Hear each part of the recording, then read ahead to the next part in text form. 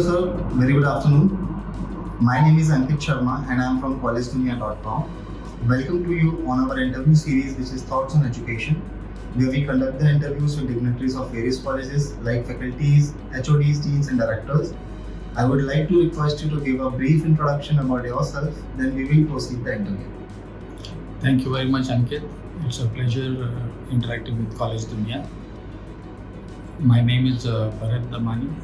I did my engineering and then my master's in finance. And much later in life, I did my doctorate in entrepreneurship. And I've been associated with the industry for more than 35 years now. And I've been in the teaching line for more than 30 years. And my role in education is in the field of entrepreneurship. Thank you sir for the introduction. So shall we start the interview? Please go ahead. Okay. So my first question is, you have held key positions at education institutes throughout your professional career. What keeps you connected with the education sector and how has the experience been so far with the institute? I'll just make a slight correction here. It's not that I've held key positions in education sector. Like I told you, I'm from the industry. So I've held key positions in the industry before coming to education.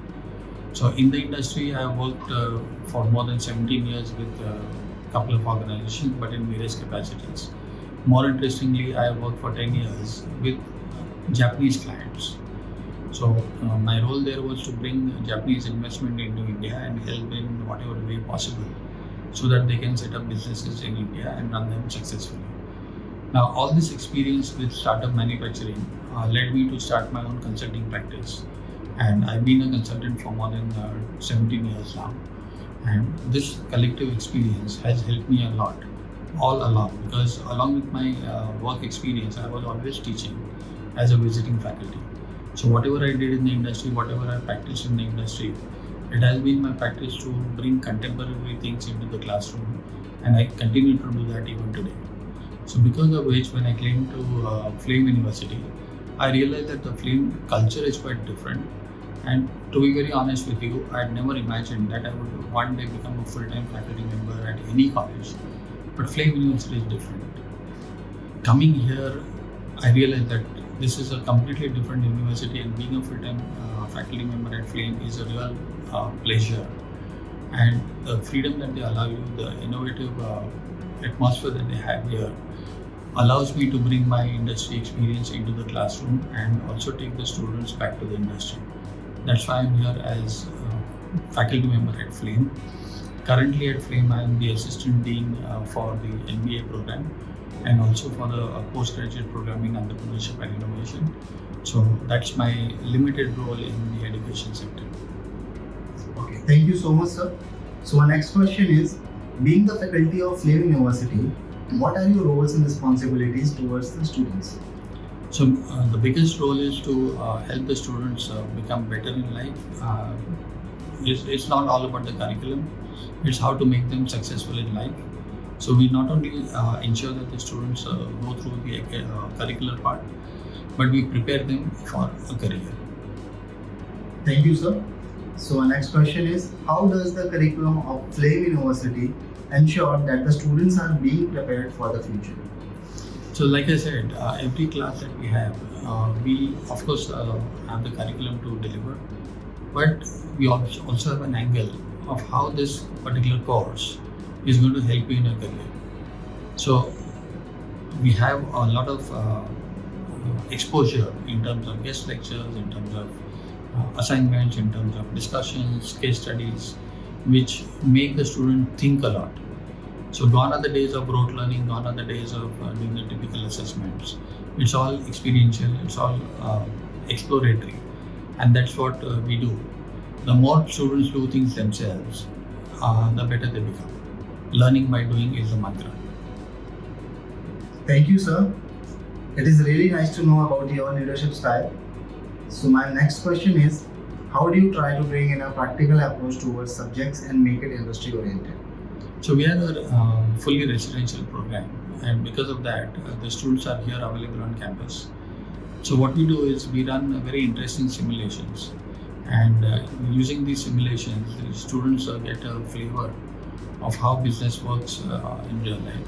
That's one part of it. The other part is in entrepreneurship or in other courses, we actually make them do various live activities, and these live activities lead them to personal experiences, which they treasure for life. For example, in one of our simulation rounds on entrepreneurship, at one point in their simulation cycle, they run out of money and they have to seek funding from the system. Now, although the funding is available in the system, we say, hold on, why not you pitch before an investor? So we bring investors to the campus, and the students get this experience of live pitch to investors, and that's how the entire learning changes. And the interaction with the investor is something that they take away for a lifetime. Thank you, sir. So my next question is, what do you see as the greatest strengths of Flame University? The greatest strengths of Flame University are the freedom that they give, both to the faculty, the curriculum, and the students. And being a residential campus, we often say that the maximum learning happens outside the classroom. A lot of peer learning, a lot of experiential learning, and a lot of learning by participating in various extracurricular activities and the sports activities that are there on campus. Thank you, sir. So my next question is, what are some of the biggest challenges you see both for higher education in general and for Flame University specifically? I think the biggest challenge for Indian higher education is the mindset of the student, especially when they come for higher education. We have a tendency, finish the education first, then start your career. Now, this, according to me, is detrimental. Ideally, after your graduation and before you go in for your masters, you should have a minimum of 2 years work experience. After the work experience, the same thing that is discussed in the class, you will interpret it in a different way. But does your family support you in that direction? Are you okay earning for 2 years, going back to the classroom, and then going back to the industry? So according to me, it's a mindset change. It's not difficult to overcome if one thinks of it. And I've done it myself. I went back to the classroom for my doctoral studies at the age of 48. So I worked in the industry for such a long time, and after that I went to the classroom, and I'm telling you, it was amazing. It was amazing interacting with the faculty, it was amazing interacting with the students, it was amazing how what the faculty told me or taught me at that age, I interpreted it completely differently, and I then appreciated the real value of work experience. So I carry that forward and I say all students must take work experience of some form or the other before you do your masters. Thank you, sir. Thank you for such insights. So my last question is, any suggestions you would like to give to the current youth and the aspiring students? One suggestion: there's a big world outside of the internet. Close your computers, have the courage to say no to the internet, and go out in the physical world and do something real. It's real fun. Thank you, sir. We believe this will definitely help to students for their career and to choose their dream college like Flame University. Thank you so much for your valuable thoughts on education and your time and attention, sir. My pleasure, Ankit. Thank you very much.